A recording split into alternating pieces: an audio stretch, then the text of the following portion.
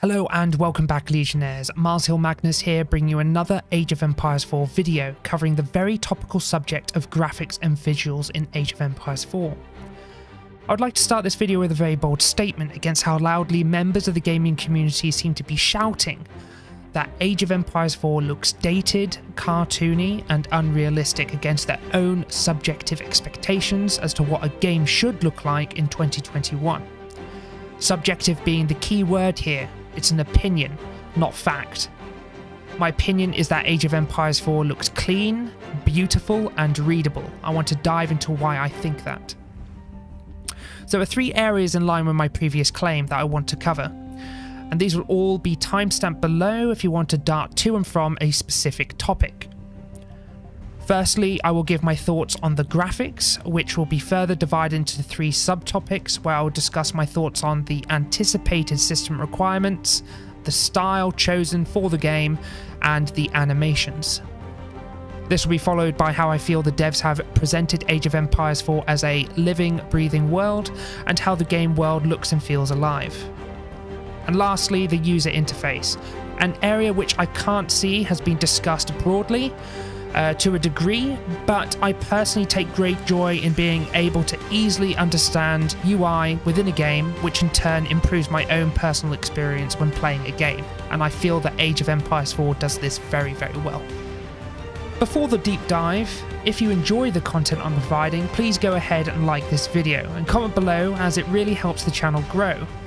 It also gives me the opportunity to interact with you, the viewers. If you want to see more content from me, please subscribe and press that bell icon for instant notifications as to when my content goes live. Without further delay, let's dive right into it. Starting with the topic of graphics, I want to firstly talk about the system requirements. They're currently unknown, but I wouldn't anticipate this to be anything outrageous, both on the recommended and minimum requirements front. I would imagine Relic and Microsoft would tailor their minimum requirements to be in line with other popular games and recent release titles, to ensure accessibility to all players to get the most bang for their buck.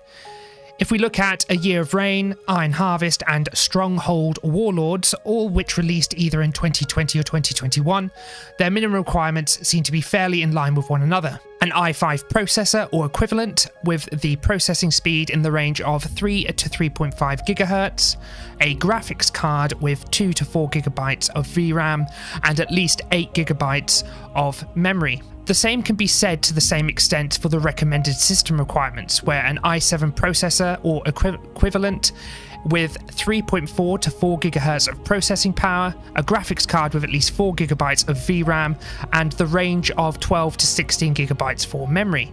If you purchased a brand new gaming PC in the last 5 to 6 years, you should be fine and adhere to the minimum requirements. As a wildcard, I have also included the minimum system requirements for League of Legends, as that is arguably one of the most popular strategy games out there with a huge player base. As the developers of Age of Empires 4 are pushing to make this the most accessible Age of Empires game to date, they will most likely be keeping the minimum system requirements for Age of Empires 4 in close proximity to games with a huge player base, so that no doors are barred against them. Looking at the minimum requirements of League of Legends, we can see that they are in sync with the minimum requirements of the previously listed games. We can safely assume DirectX will be used, as Microsoft own and developed the DirectX API, so Vulkan can be comfortably discounted in this case. As a result, we can hope for the implementation of ray tracing for those of us who have the 20 and 30 series NVIDIA RTX graphics cards. Another selling point is that the game resolution is designed to be enjoyed all the way up to 4K, so those of you with a beefy setup and a monitor compatible with 4K resolution, you are definitely going to be in for some real eye candy. If my assumptions and predictions are correct with the system requirements, Age of Empires 4 should have no problem running comfortably at 60 frames per second on the majority of systems that consumers have. I am also happy to see that the developers are pushing the game to be enjoyed at the highest end of the graphic spectrum, ensuring textures can be scaled up for 4K resolutions. I just hope they tailor for consumers that have been lucky enough to acquire a RTX graphics card so that ray tracing may also be enjoyed. I I'm curious to see what other graphics options will be available to players. There has already been confirmation from developers that the players will have access to options, in quotation marks, to completely customize the visuals of the game. I assume these options will cover saturation, sharpness, brightness, contrast, gamma, and so on, so that you can personalize your own experience. I also hope there will be color blind options for those with varying degrees of color blindness for full accessibility. Moving into the discussion of style, there is a clear divide in the community where one side is shouting that the direction of the stylized graphics are too cartoony and comparable to mobile games, whereas the other side say it's in line with what they would expect from an Age of Empires game. I've seen on the forums and across the web individuals comparing Age of Empires 4 to the likes of Total War, Spellforce 3, etc. Games such as Total War aim to be hyper-realistic and aim to portray realism to its fullest extent, both mechanically and visually. In my opinion, Age of Empires as a series hasn't been about portraying realism to its fullest extent, but applies appropriate flavors and levels of realism, which gives the Age of Empires franchise its own unique charm and character. And I personally think it's done well in Age of Empires 4 from what we've seen so far. I like it. The style chosen highlights accents of realism for units and buildings alike in association with the given time period. You won't see the individual rivets in armor or a full realistic portrayal of a knight's kit, but you will be able to tell what kind of armor a unit is wearing, the weapons they are wielding, and what kind of culture their buildings represent too. I would agree in some cases the units look a little outrageous from a size proportion standpoint, but as a consumer who enjoys the competitive scene both as a player and a spectator, it helps with the readability of the game. But I am sure that these will be tweaked in time, either pre or post release. I do agree though, those arrows are seriously outrageous, but the devs have already confirmed that this has been tweaked. Reinforcing the argument for the chosen style, the devs have fully utilised this approach, which allows simple yet identifiable characteristics of each civilization. You can tell the developers have done their research. They travelled to Mongolia to obtain first-hand research on this kind of stuff, so I think credit should be given where credit is due. The Mongolians in particular seem extremely unique in their appearance compared to other civilizations revealed so far. Their culture is well portrayed through their buildings and the outfits of the units. The same goes for the English, Chinese and Delhi Sultanate, which all also look uniquely different in their appearance. In regards to the animations already shown off in Age of Empires 4, I agree that for the units specifically they look clunky in places and a bit gammy, but they tell the player exactly what they need to know. Units bracing for impact from a cavalry charge, a successful charge from cavalry seeing their lance splinter into pieces, reloading animations from siege equipment and other ranged units, destruction of buildings, being on fire to iterate the kind of damage done, etc. They inform the player of what's going on and what their army is up to. I think this could be refined to look smoother in cases. It's somewhat jarring and can detract from the immersion. I imagine most players will want to sit back in awe and enjoy the interactions between units fighting for supremacy. Overall, in my opinion, Age of Empires 4 is what I would expect from a 2021 release, and it hits my own personal baseline requirement from a graphics perspective. I like the style, but I do hope they iron out the animations of the units in combat, as they are a little jarring when first witnessed. I'm very much looking forward to jumping into the game myself, enjoying all the hard work the developers have put in for the community to enjoy. I expect some brilliant screenshots flying around the web upon release. In the gameplay previews, the settlements seem to grow in a natural way through the ages, and how a player and their settlement can interact with the environment. It gave me the sense of a living, breathing world. One of the first things I noticed is what has now been dubbed as the Ghost Builders, acting out animations of constructing the buildings from within the structure, to give a player a sense of realism, portraying what builders would do in reality during various stages of a building project.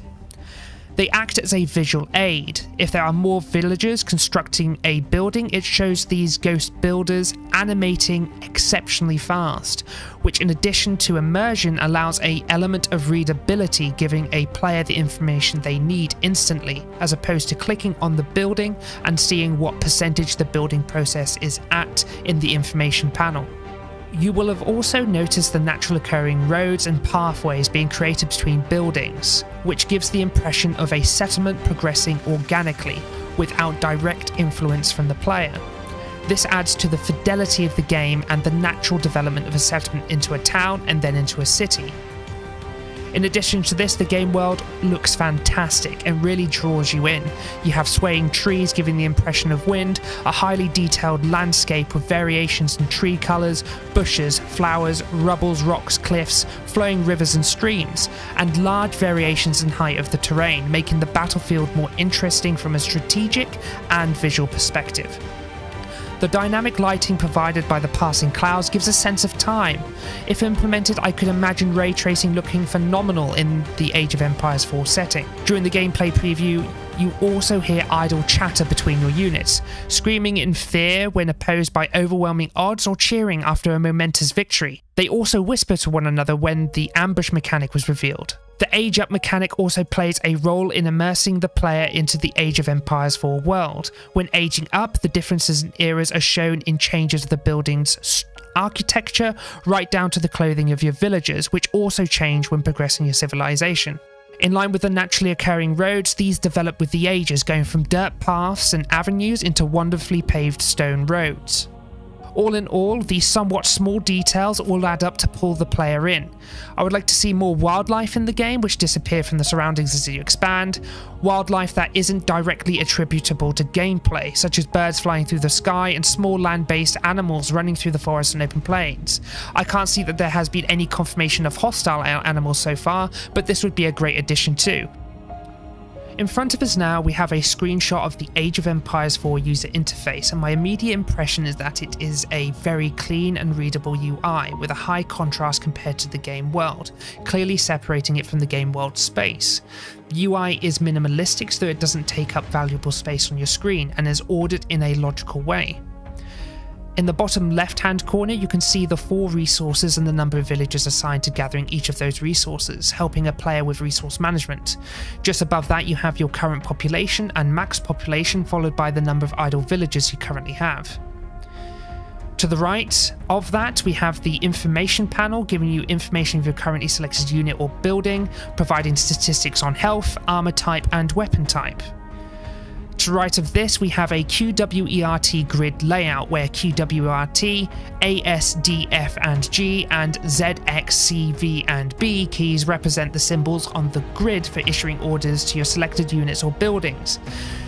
There are easily identifiable symbols for each of the orders: A to attack, S to stop, F to garrison, G to ungarrison, Z to repair, V to stand ground and delete.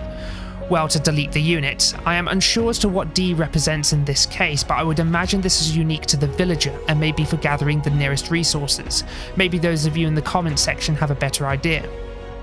Moving on, you have the same QWERT grid layout for selecting buildings you want to construct, but one unique difference compared to previous Age of Empires games is that it doesn't follow the civilian-military building segregation. Instead, buildings are split into their respective ages. If you wanted to build a house, you would press QQ. For a barracks, QS, as they are available in the Dark Age, and for a blacksmith you would press hotkeys W and then Q, as this is only available in the Feudal Age. I found this to be very intuitive, and I also imagine it will be easy to pick up for RTS veterans and new players alike. Note that the building icons have color coding applied as well. Anything with a bronze warm color applied is a production building for military units, and the green buildings are for researching technology and upgrades, another great implementation of the UI to inform the player as to what buildings do what and giving them varying importance. By following the QWERT grid layout, it allows a player to keep their hands to their respective area of their keyboard, reducing the need to keep moving your hands back and forth. The power is within your fingertips, quite literally. I would also imagine that there will be presets for hotkey bindings for both left and right-handed players, further improving the accessibility of the game. In the bottom right-hand corner you have the minimap, which I hope there are options to increase the size and changing how the colours are represented to give more contrast and visibility as to what's happening on the map.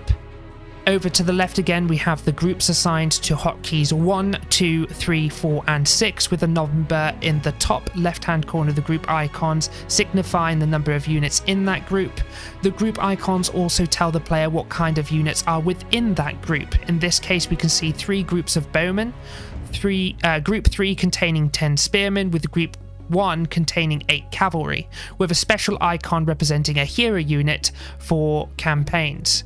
In the top left-hand corner, we have the campaign objectives, and at the top middle of the screenshot, we have an indicator as to what age your civilization is in this case, the feudal age, age 2.